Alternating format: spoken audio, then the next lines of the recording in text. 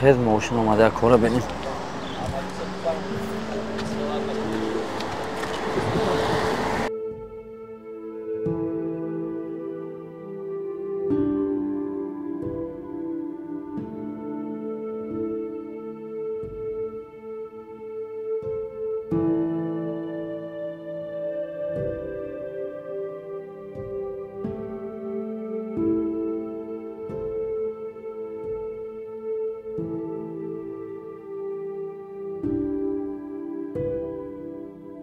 یک ما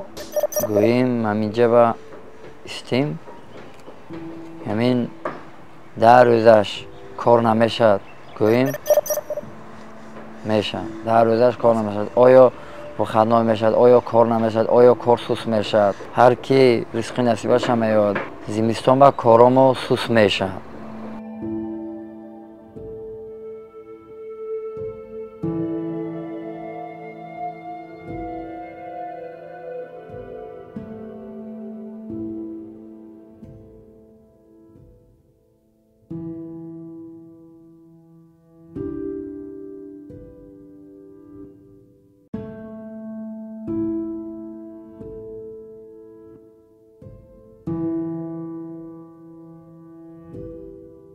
پدرم نفقه خور است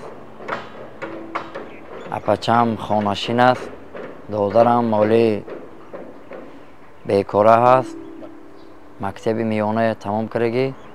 اصلانوی پاینده من هستم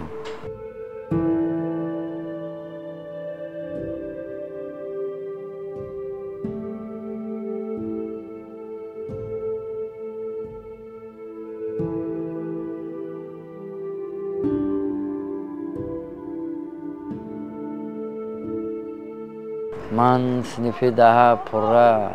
تمام کردن نتونستم از شرایط کم بودن اویلم برای همین روسیه میبرم کار میکنم بعدی که روسیه آمدم برای اویلم یاردم شود گفته شهر خوجان کارکنی میبیام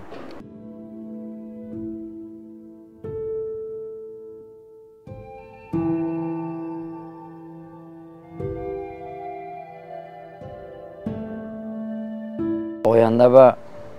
بچه ها ما میخواندنی من خدا ما کم بودن مبلغ نخواندیم حرکت میکنیم بچه ها ما آینده به خانانیم کس ما کاراشون قپد آینده به کارگر دولت شوند ما هم میخواهیم آینده به بچه ها ما خوشرو زندگانی کند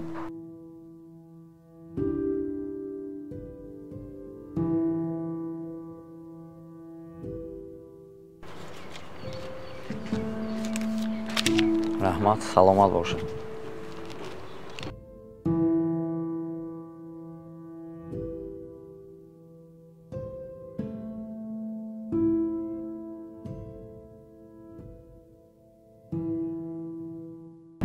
روانتون چند پول؟ اینو 35 ارزانتر نمیکنید می؟ 35 نمیشه دیگه نه وقت میشه ارزانتر کنید آخه اکثر تید نباشم 1 کیلو قند سفید هم تید